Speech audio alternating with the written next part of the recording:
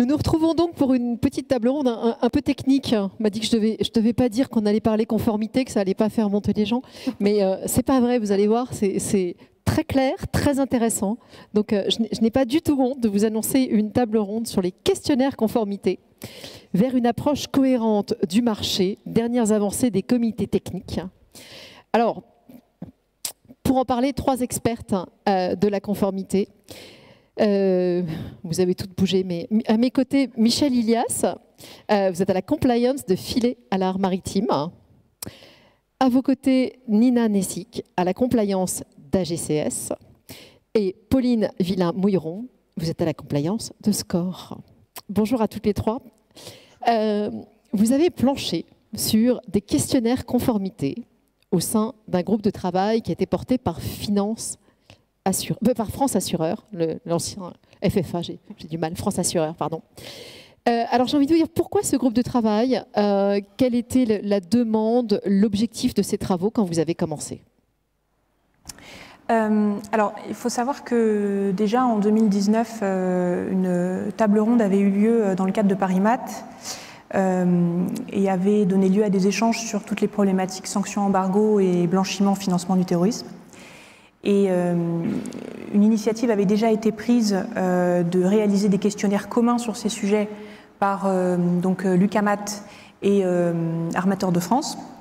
Et donc des travaux avaient été initiés, mais ont été suspendus en 2020 du fait de la crise sanitaire. Et en fait, en 2021, la question s'est de nouveau posée du fait de retours assez négatifs du marché sur l'absence d'harmonisation de ces questionnaires. Donc ce qui était en cause, ça n'était pas le principe même des exigences sanctions LCBFT, mais plutôt leur disparité selon les assureurs, ce qui générait quand même des problématiques, des contraintes de gestion pour les clients et les courtiers. Et il devenait clair aussi que l'absence de modèle unique de questionnaire en marine sur le marché français, comme c'est le cas sur le marché nordique, constituait un frein à l'attractivité du marché français. Donc, durant l'année 2021, donc 3 sociétés ont repris les travaux, donc SCOR, AGCS et AXA XL. Et donc l'idée, c'était de recréer ces modèles de questionnaires susceptibles d'être partagés par France Assureur et d'être valables sur tout le marché de l'assurance maritime français.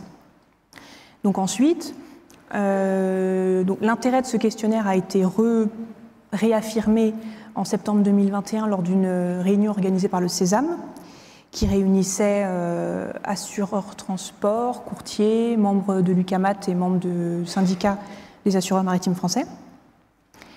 Et en décembre 2021, donc un groupe de travail, cette fois-ci, a été créé sous l'égide de France Assureur au sein du comité COR pour finaliser ces questionnaires. Et en plus des 3 sociétés que nous représentons, il y avait des représentants de Garex, Generali, Helvetia, MS Amlin, RSA, voilà. Et donc à l'issue de ces travaux, on a abouti à 2 types de questionnaires. Donc un questionnaire axé sur le blanchiment, le financement du terrorisme, qui a été approuvé par la commission lutte anti-blanchiment, questionnaire annuel, et des questionnaires en matière de sanctions embargo qui se divisent, on vous en dira un petit peu plus, mais qui se divisent entre des due diligence annuels et des due diligence dans le cadre des single operations. Juste sur le groupe de travail, vous êtes beaucoup réunis, ça a été compliqué ou finalement assez rapide? Non, finalement, ça s'est fait. Il y a pas eu de. En fait, on a eu beaucoup de questionnements sur le contenu des questionnaires, puisque on pouvait avoir des disparités selon. L'appétit au risque en matière de sanctions dépend de l'assureur. Donc, il y a eu beaucoup de problématiques de contenu très intéressantes, mais sinon, non, on n'a pas eu de problématiques d'organisation en tout cas. Nina, très concrètement, qu'est-ce qu'il y a dans ces questionnaires? Alors, je les ai, hein, ils existent en vrai maintenant, je crois qu'ils sont déjà accessibles sur le site de France Assureur. Dites-nous tout ce qu'on doit savoir sur ces questionnaires. Alors, comme vous les voyez, ils ont été publiés la semaine dernière par France Assureur. À ce jour, les premiers questionnaires que vous avez entre vos mains sont en langue anglaise, compte tenu de l'internationalité du marché qui nous réunit aujourd'hui. Toutefois, une version française est en cours de traduction et sera prochainement disponible. 3 points principaux. Le premier, c'est qu'il s'agit d'un modèle de questionnaire. Mais c'est un modèle facultatif, ce qui veut dire que toutes les compagnies sont libres de les utiliser ou de ne pas les utiliser, comme elles sont libres de les modifier.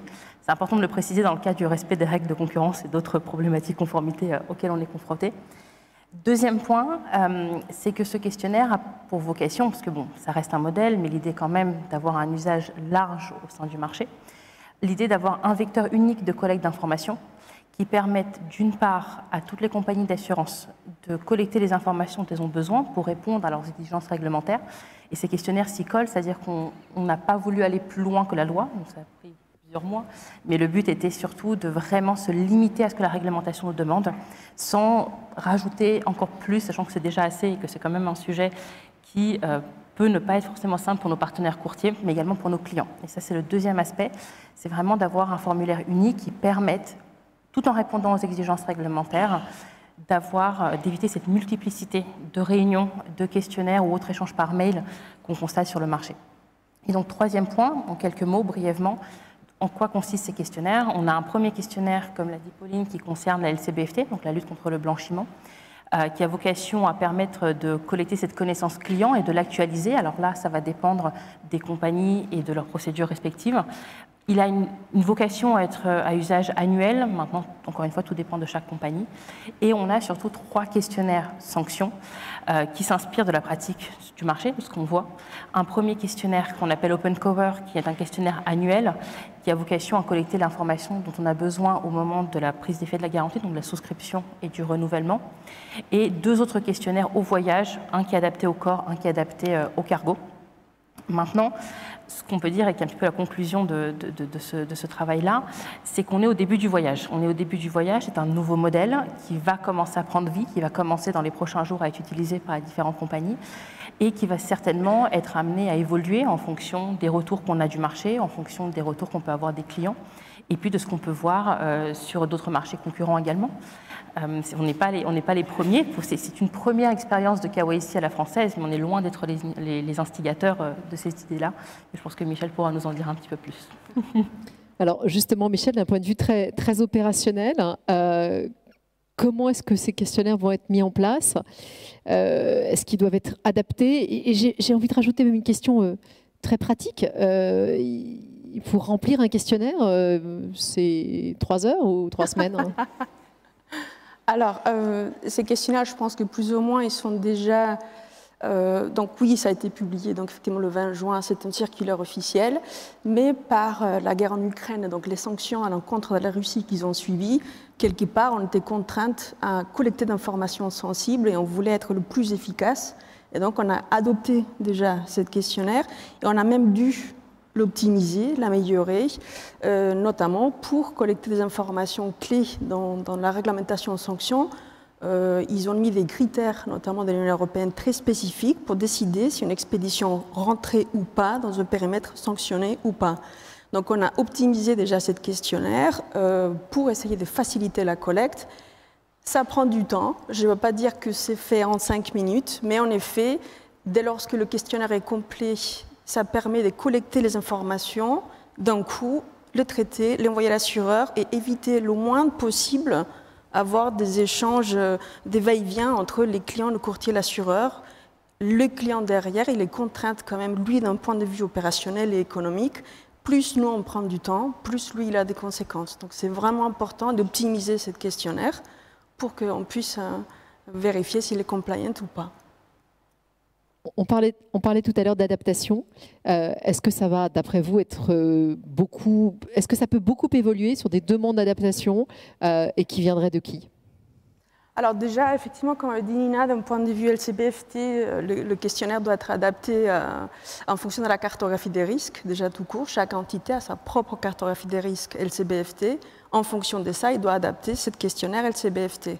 D'un point de vue sanction, il va être adapté, quoi qu'il en soit, en fonction d'expérience, de retour d'expérience, des réglementations qui évoluent. Effectivement, il rajoute des critères complémentaires qui doivent être intégrés et aussi des politiques internes de chaque entreprise ils ont leur propre approche risk appetite, leur propre approche par le risque. À mon avis, ce qui est vraiment très, très, très important, c'est la digitalisation. C'est-à-dire qu'aujourd'hui, on se trouve en tant que courtier de devoir gérer des différentes politiques conformité de chaque assureur, avec de chaque liste de pays, avec des assureurs en tant que co-assureurs qui vont vouloir valider, bien entendu, en fonction de leur politique, avec une volumétrie non négligeable et donc qui augmente fortement ces délais de traitement.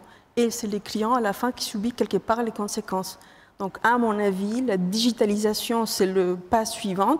Donc je suis d'accord effectivement avec Nina et Pauline que c'est le début, c'est un début de voyage, que je suis certaine qu'on va continuer à travailler ensemble avec des très très belles réussites.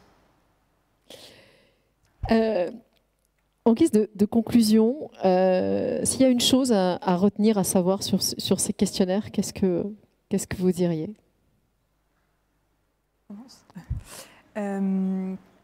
Moi, je pense que alors le fait d'avoir des questionnaires uniques pour le marché français, ça permet déjà de maintenir l'attractivité du marché français dans un contexte réglementaire assez particulier. Que je le rappelle quand même que la France est le seul pays, si je ne me trompe pas, le seul pays de l'Union européenne qui impose des exigences d'identification en matière de blanchiment, financement du terrorisme aux assureurs non-vie.